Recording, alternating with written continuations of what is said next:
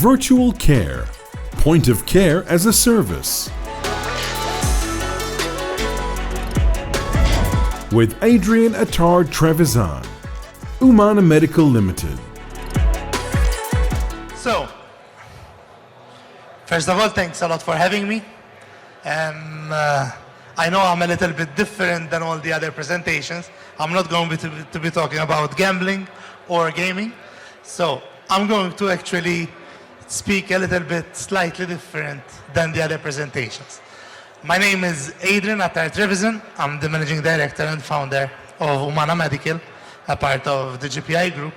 And I'm going to be talking to you a little bit about what we're doing when it comes to using virtual care and using technologies usually associated with artificial intelligence to help our patients. And I think that's extremely important when it comes to what we're trying to do. So let's get started. Oops. Yep. So something very important is the statistic that we came across very shortly. If you look at patients, how they have been handled over the past years,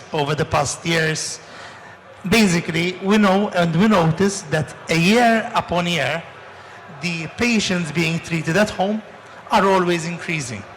This means that the actual basis of what we're doing to treat our patients, it's fundamentally changing. It's fundamentally changing when it comes to actually the patients being treated in their own setting. And that also means that we need to start changing the healthcare system in order to handle them better. And that's what we have been doing for the last 11 years.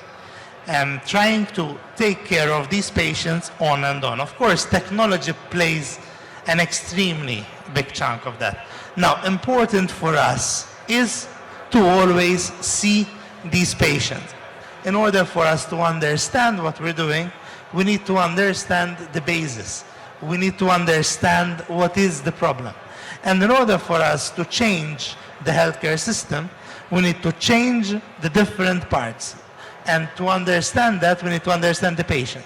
So, emergency care, hospitals, care homes, etc., need to all be displaced to give virtual care without any problems. In order to understand the system, we need to also understand the patient. And in order for us to give virtual care to these patients, we need to physically understand the different factors. So these factors could be the person, these factors could be the context, or these factors could be the activities. Only like that we can monitor, we can structure a system that allows the patient to be at the center of what we're doing. And that's what we have been doing. I don't know if you know the story, and I don't want to go into the details. Umana Medical, a startup from Malta, had actually this in mind when we started over years ago. And during COVID, this was exponentially the focus why Umana grew so much and is growing so much. We managed to, and we are in the process of monitoring these patients from their own home instead of actually going in hospital. If you look at the side, it's what usually a standard Holter would look like, and that's what the Umana sensors are trying to do. That's very important in terms of the long-term vision. The long-term vision of what we are all about is to monitor these patients at a distance without them needing to go to a hospital. We invented this small sensor. It's like a patch that goes on the skin, and all the time we can monitor in real time these patients. In order for us to actually understand this better, we need to understand what people refer to as artificial intelligence. Unfortunately, artificial intelligence nowadays is used a little bit like sugar, and everyone is using the term artificial intelligence, whilst in fact, what we mean by artificial intelligence is just a section of what it means all about. So we actually use machine learning, have been using these techniques for a while, and we're continuing to evolve these in order for us to monitor these patients.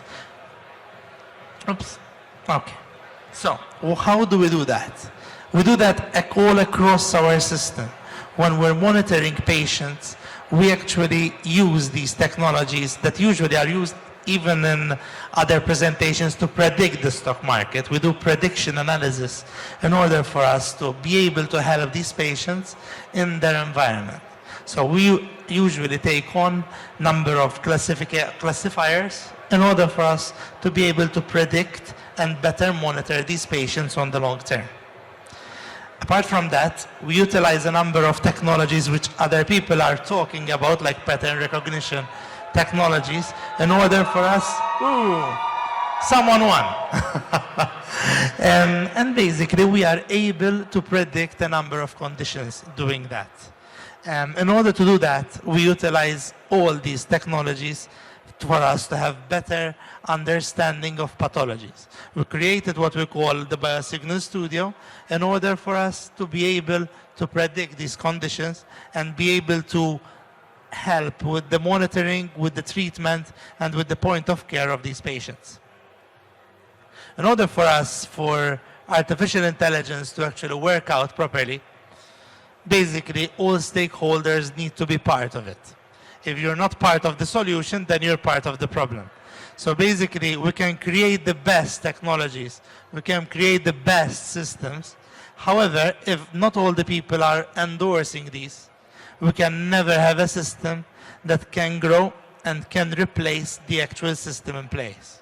So that is very, very important. And this actually leads to a system where utilizing these technologies, but not alone, utilizing also the different areas of healthcare, we are able to achieve a unique system, an ecosystem that can put the patient at the center of the healthcare system. And I think only like this we will be able to do what we'll be doing.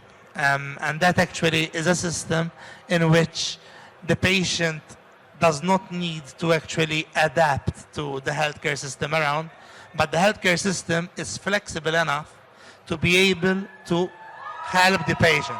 There's another one. Leaving you on this note, I wanted to thank you all for being here. Thanks a lot.